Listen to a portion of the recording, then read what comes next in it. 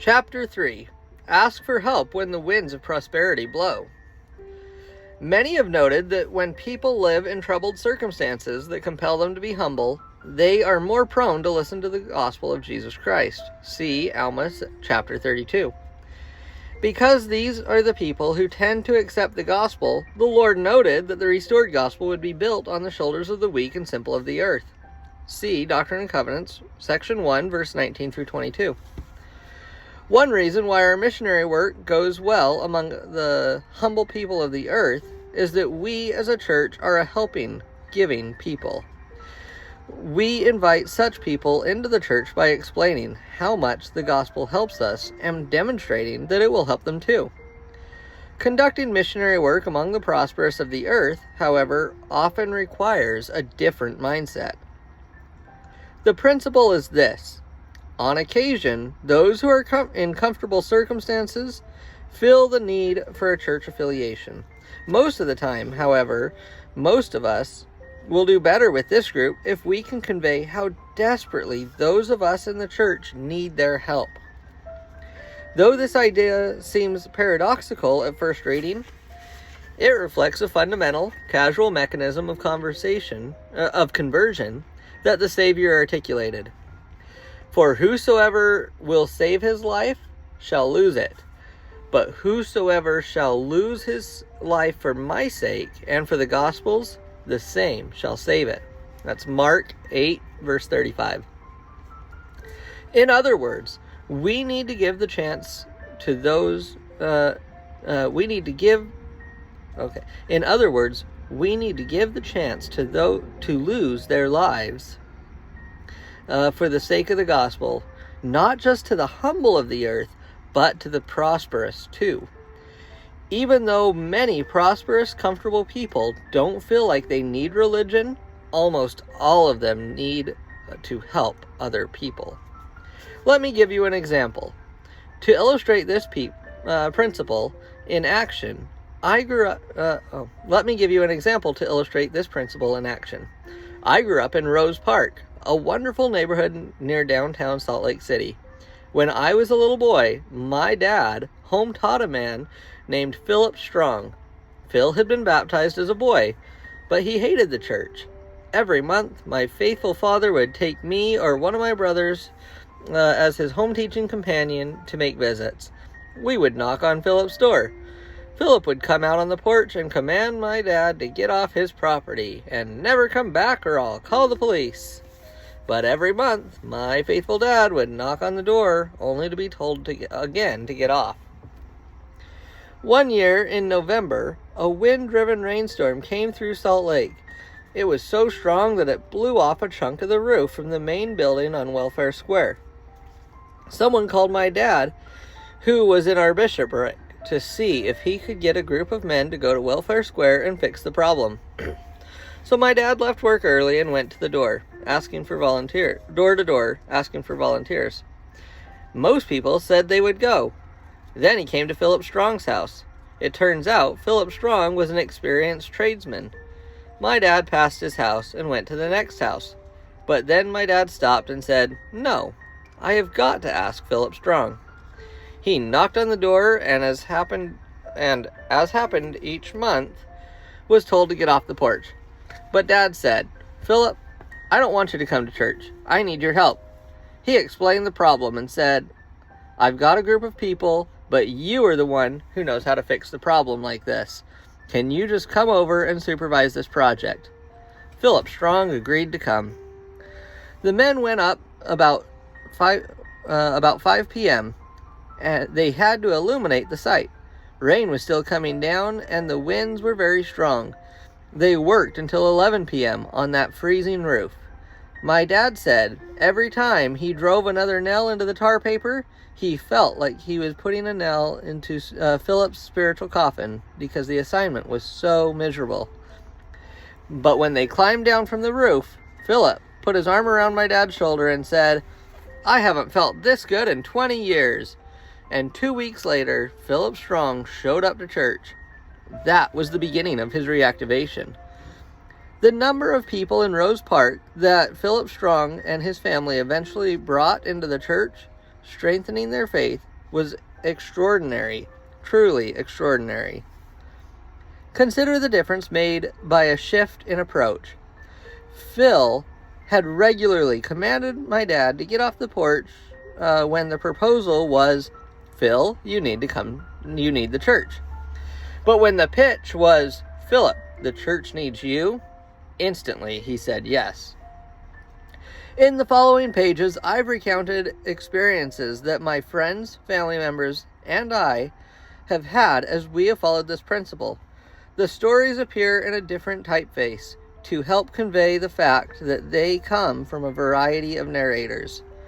I recount them in the hope that they will help you see how badly you actually need the help of your friends who are not yet members of the church, and how eager they are to help you.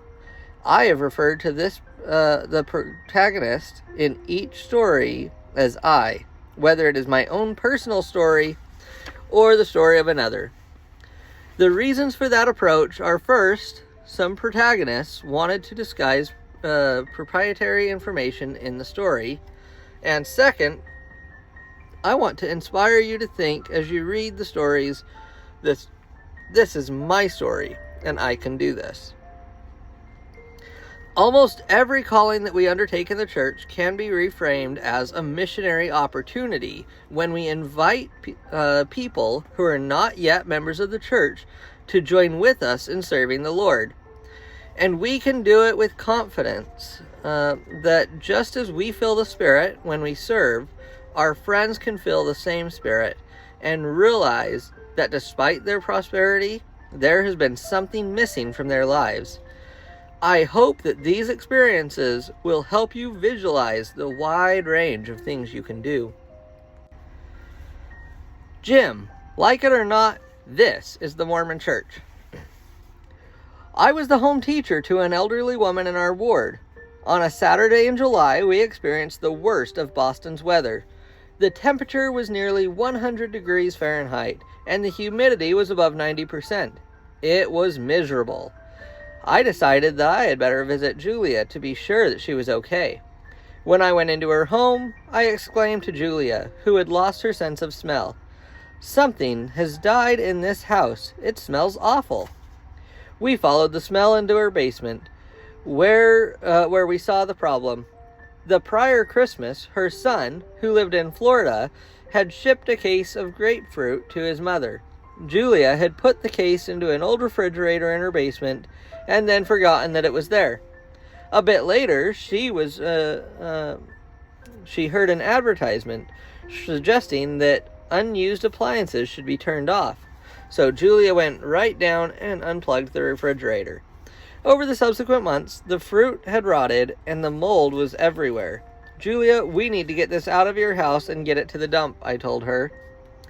I went home and phoned through the ward list, but nobody was available. Desperate, I asked a non-member neighbor, Jim, to help. Several times previous to this, I had asked Jim whether he might be interested to learn a bit more about the church, but Jim had kindly deflected my invitations. But to this call for help, he readily responded. Not only was it hot and humid that day, but the task took 2 hours of hard work. The old fridge was heavy, made of cast iron, as best we could tell, and it was wider than Julia's rickety basement staircase, which had two right-angle turns in it. So we had to take the railings off, and with WD-40, we got the door off of the fridge. Soon our clothes were soaked with perspiration. When we reached the first turn in the staircase and had balanced the fridge on the landing, Jim said, "So tell me about the Mormon Church." Mopping my brow, I responded, "Frankly, Jim, like it or not, this is the Mormon Church." I then explained how home teaching worked, noted that how much this sister needed us, and illustrated how our own home teacher had helped our family. I also told him that because graduate students and their families were moving in and out of the area all the time, our family was often helping someone load or unload a rental truck. Jim was incredulous. At our church, we just listen to the sermon and go home.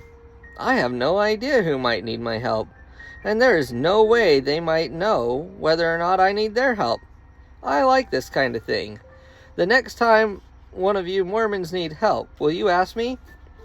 Although I had tried to engage Jim in discussions about religion in the past, Jim was uninterested, because he was interested in opportunities to help others.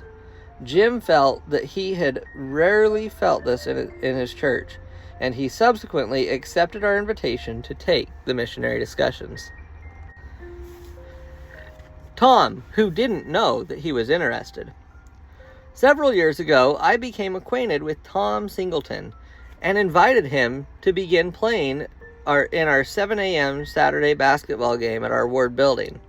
Tom began coming, and he seemed to enjoy the camaraderie that we enjoyed there. I decided Tom was a good candidate for the missionary discussions, so I asked him if he would like to take them. Tom's response was, if I say I'm not interested, will you still let me play ball?" I said, "Of course." And Tom responded in his typically unvarnished way, "Good, I'm not interested." Tom kept playing with us. He seemed to be enjoying the game with the guys in the ward so much that I decided a few months later to invite him again to come to our home and learn more about what made Mormons tick. "Did the rules change?" Tom asked. "What rules?" was my response. "You told me that I didn't have to become a Mormon in order to play ball." "No, you don't need to become a Mormon, Tom. We love having you come. I just thought that you might like to know something about something that all these guys share in common," I said. "Thanks, but I'm really not interested." At about that time, a new missionary was assigned to our ward. It always had been a hard place to find people to teach, and as a consequence, this young missionary had never taught anything beyond the first discussion in the 3 months he had been serving. So, after a basketball game, a few weeks later, I pulled Tom Singleton aside and said, "Tom, I know you have no interest in becoming a Mormon, but I wonder if you could help me. Just like I was a missionary for the church in Korea, young missionaries have been assigned to work here. They are supposed to learn how to teach a set of lessons to people who are interested in learning about our church. But the problem is that everyone in this area seems to be a hardened Catholic like you. Nobody seems interested. Without anybody to teach, they just haven't been able to learn these lessons. But they need to be ready, just in case they run into somebody who is curious.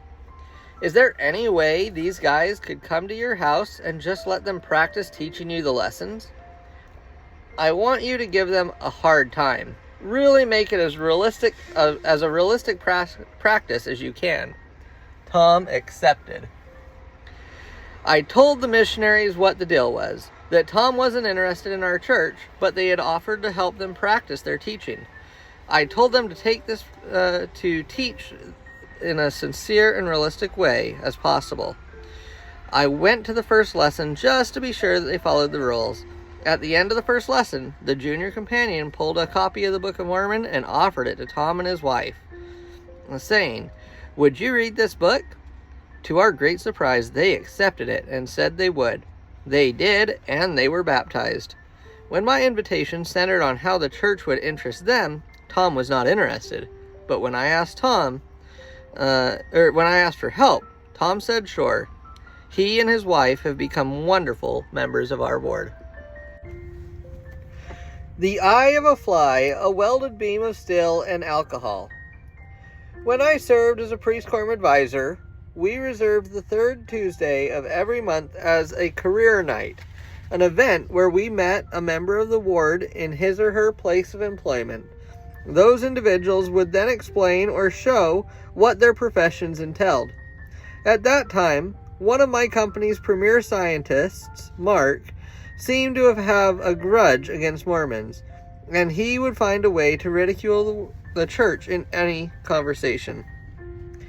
On the Sunday before a scheduled career night, the ward member who had volunteered to introduce us to his profession said he couldn't do it because he had to leave town unexpectedly on a company business. So the next day, I told Mark about our career night and that our next host could not do it. Mark said, sorry to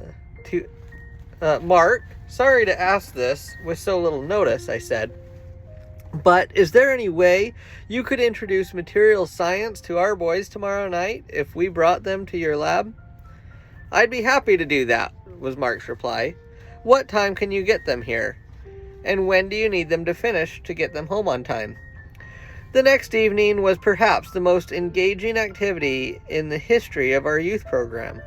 Mark was an expert on in the use of the electron microscope, and he had learned that when he covered the specimen he was working on with a thin film of gold, it maximized the clarity of the image.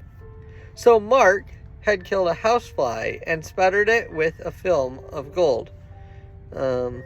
We spent 2 hours studying the eye of a housefly through an electron microscope. Every priest left Mark's lab with a resolve to become a scientist. Another man I met ran a welding shop. I asked him to teach my priests how to weld. When we arrived, I found that he had cut steel rods to standard lengths, and he gave a set of these rods to each boy. He had purposefully left himself one kit short so that he could teach the boys how to cut rods of steel with an acetylene torch. He then helped each boy weld his rods together into a bar stool to take home. They were really cute stools, and these 17-year-olds were just beaming with pride as we left. When I tried to pay my friend for the cost of the still, he wouldn't take the money, and instead thanked me for being so interested in his work. Another time, I asked a policeman to tell the boys what his job was like. Among other things, he took them through the process of arresting drivers suspected of being intoxicated. He brought a bottle of whiskey and took a swallow, unusual in our church. He took a bottle of whiskey and took a swallow, which is unusual in our church, so that the boys could smell his breath and see how quickly it could be measured. Without exception, these activities that my non-member friends managed were of especially high quality. They had never been asked to do this sort of thing before. They seemed to feel complimented that the boys were interested in their professions. None of these friends has yet to join our church, but each of them gained an understanding of the essence of our religion much more deeply than if they had just read something. The Best Samaritan. Some time ago, I called my friend Susan, who is not a member of our church, and asked, I teach a class of 9-year-olds at our church in 2 weeks. I've got to teach them one of the most important lessons of the year, about the Good Samaritan. Susan, you are the best example of a Good Samaritan I have ever known. Is there any way you can help me prepare and teach this lesson? Susan felt that she didn't merit such praise, but she said she'd be happy to help. After Susan and I met to plan the lesson, I said, one of the practices in our church is that when we deliver a talk or teach a lesson, we close by giving our testimony or a statement of personal belief about the topic. So I will probably express a simple testimony of my personal feelings about the principle of the Good Samaritan. Don't feel like you need to do this too, but if you feel inclined, I am sure it will touch some of the kids. Susan replied, if you think it will help the kids, I'll try to do it. The lesson went beautifully. After I bore my testimony, Susan tearfully described how she felt whenever she helped another person. When we were putting the room in order after the children had left, Susan thanked me for the chance to help and then said, I never show my emotions like I did just now. I've never felt inside the way I do that I feel now. Does this happen to you too? Yes, I responded. What you feel is the Spirit of God. It is the way that God tells you that what you have just said is true. Susan offered, if you ever need anyone to help you with another lesson, would you please let me do it? I have never felt like this before. Sacrament Bread Coordinator. Several months after moving into our big ward, I was called to be the Sacrament Bread Coordinator. I just needed to bring a loaf of bread on Sunday, period. I didn't realize how badly I needed to feel needed, and this call told me that I was in fact needed. And this call told me that in fact I wasn't needed. A while later, I heard someone at church say that every calling, one way or another, can be transformed into a missionary calling. It made me wonder, is there any way that I could transform the calling of our Sacrament Bread Coordinator into a missionary calling? After a few minutes of thinking, I said to myself, I hate to bake bread, right? Maybe I could make a list of women who are not active or not yet members of the church who like to cook. I can tell them, I have this calling in the church, and I want to put my whole soul into it. I don't just want to bring bread, I want to take bread that I have made myself, just as a signal to the Lord that I really take the sacrament seriously. Is there a way you can help teach me how to make the best loaf of bread in the world? Something that I could be proud of when I take the sacrament this Sunday? I decided to give this a try. Because bread dough needs to rise, this required about 3 hours every Saturday. Not a single woman turned me down, and they brought the best recipes. I quickly became a gourmet connoisseur of breads, but more important, it gave us 3 hours to talk about a lot of things, including the gospel. Packing a U-Haul. A group of 6 of us in the ward were working early on a Saturday morning to load the Simpsons' furniture and possessions into their U-Haul truck. They were moving to another state, and we were going to miss them. As the morning progressed, it was clear that the Simpsons had a lot more stuff than we had expected.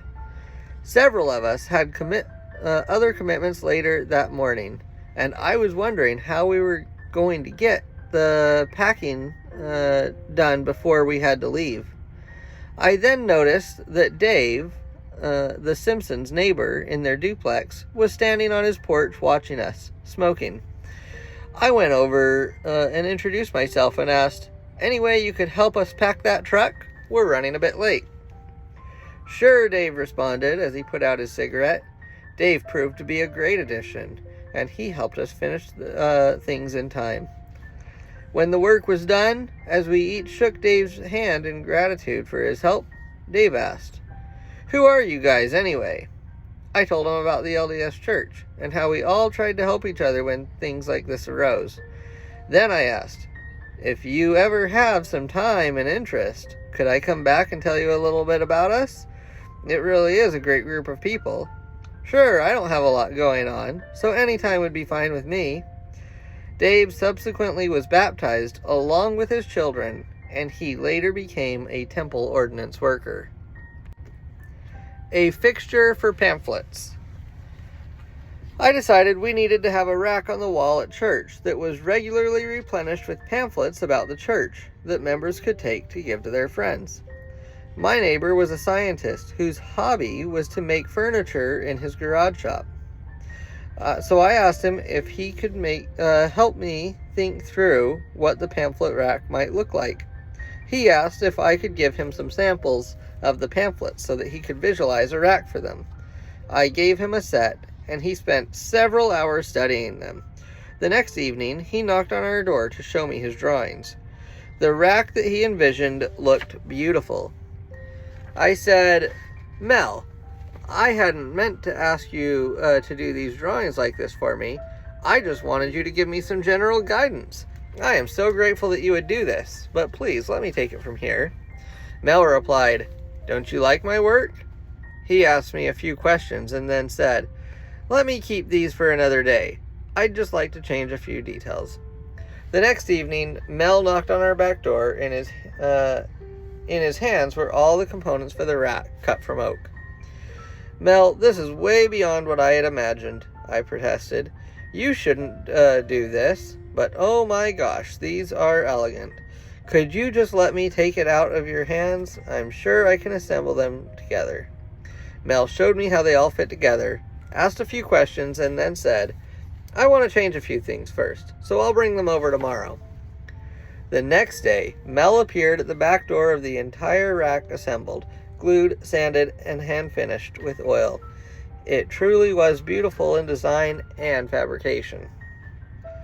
When I expressed my wonderment for his artistry, Mel asked, Can we install it in the church tonight? I protested that I had imposed on his time enough, but Mel retorted, Look, I know how to fasten things like this into plaster walls. If you don't do it right, some kid's going to rip this off the wall. Come with me so you can learn a few things. By 9 that night, we had a beautiful rack in the foyer of the chapel, filled with missionary pamphlets. I was just stunned by what Mel had done. I then gave him a tour of the building, and at the end we sat down in the chapel. I told him a bit of history about the building, and then discussed his questions about our church. Help with my talk. A few months ago, I was asked to speak in sacrament meeting. I am the worst public speaker in the ward. I just freeze at the pulpit. But this time, I asked my friend Megan to help me. She isn't a member of the church, but at PTO meetings, she always seems to be self-assured when she speaks. So I called her and asked if she could help me give a great sacrament meeting talk. Megan gladly said she could help. After I wrote a draft of my talk, Megan came to my place so I could practice delivering the talk. Megan gave a lot of feedback on the substance of the talk, particularly on issues that weren't clear to her as a non-member. And she gave a great feedback on my delivery. Several days later, she listened again to my delivery. She was very complimentary. I'm sure she was just trying to build my confidence. When I thanked Megan for her support and helped, she asked, Can I come to the service so that I can witness the real thing? I was surprised, but said, I'd be honored. At the end of the meeting, Megan said, Great job, truly great job. I had no idea that the Mormon church is like this. If I can help with your next one, would you please call? How broadly do these principles apply? Here's what these experiences from a broad range of members have taught me. When our invitations to others to investigate the church emphasize doctrine, or focus on how much the church can help them, we often do not connect with what prosperous people are looking for. But in many people who are satisfied with their lives, the light of Christ continues to create a deep need inside to help others. We need to help all God's children find ways to lose their lives for the sake of the Savior. This follows the thoughts and the ways of God. Inviting others to help us with our work in the church helps them feel needed, to realize that we have a lot in common, and to feel the Spirit. When these feelings come, many people realize that something has been missing in their lives. When we help others to do God's will, they learn far more about the church and the Spirit and what the Spirit feels like than they ever could through conversation or from attending a ward social.